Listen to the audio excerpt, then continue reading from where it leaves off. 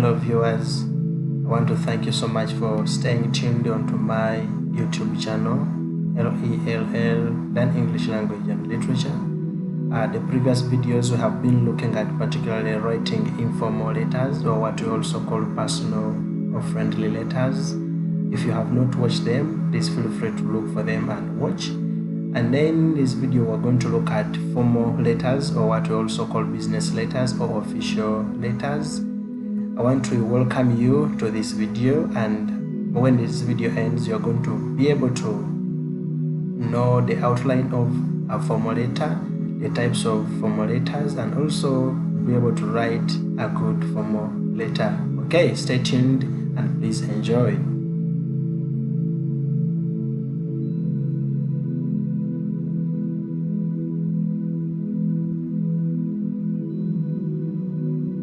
Okay, formal letters are actually also called official, or what we can also refer to as business letters.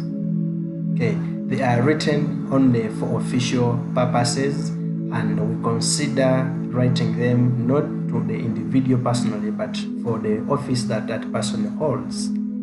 So that even when tomorrow that person is not in office, the other person will be able to receive that letter, or will find it there, will still take that letter to be valid and to be in the right hands, because they are, just like the word is, they are official. We will look at the official rather than the personal matters. Okay, so when we are writing these letters, we also have to make sure that the language therefore is official enough. We don't communicate the way we communicate in the informal letters, using jargons, using a lot of joking. In these letters we have to be much more serious and also brief enough, so that we're always on point and we don't disappoint the people that we are writing to. Okay, so what is the exact layout of the formal letters? Formally, we're looking at informal letters and we looked at the layout, how you write, whatever that is required. You can have a look at them in the previous videos. Okay, so let us use this sample to look at the exact difference between formal and informal letters. Previously, we saw that in informal letters we only have one address here. This is the only address that we have, and then when we come this side we don't have this address. Okay, although we have the salutation, this one here, and this one is supposed to be, of course, more relaxed. Dear mommy, dear father, dear aunt, dear my friend.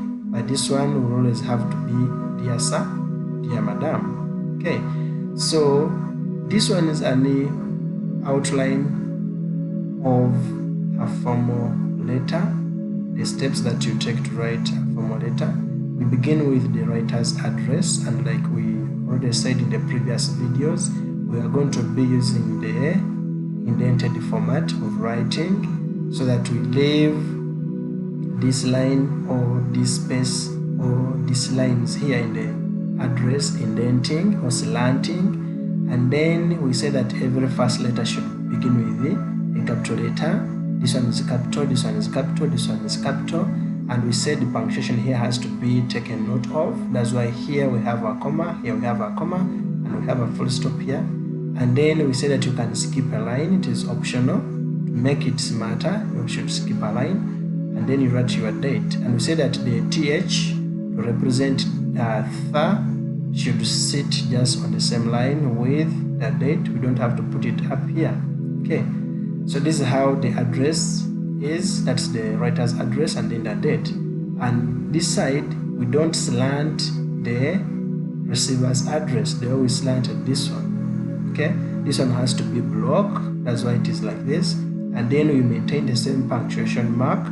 There have to be commas apart from the line which has a city or a country or a town. Okay, so this is what we call the receiver's address. So unlike the informal letters, the formal letters have two addresses: the sender's address or the addresser's address or the writer's address, and then the receiver's address or the audience's address or the addressee's address. Okay, then after that you put the salutation, dear sir. Okay, if you know the person is a she, then you can put dear madam. But it is preferred that when you're writing, you use dear sir if you don't know the person at all. Instead of writing dear madam and then the letter lands on a he, it will be disappointing. Okay, then you come to the reference. Some of us write capital R, capital E. That is wrong. It should be capital R and small e. And then I have underlined mine because I wrote it on the beginning with the one capital letter. But if you put all this in capital letters, like we're going to see in the next sample, you'll see that you don't have to underline. Okay, so this is what we call a reference. And the next thing here is supposed to be the body. And in your body, there are particularly 3 things that you have to look at. The first one is the introduction. You talk about yourself, okay? And then the next one, in another maybe 2 or 3 paragraphs that are not so long, you talk about the reasons as to why you are writing. Why are you writing particularly? Then you move down here and you make a conclusion. Your conclusion should show what action you would want the receiver to take, okay? Or what your hope would be about the results of this letter that you're writing. And then the other aspect is the signing off.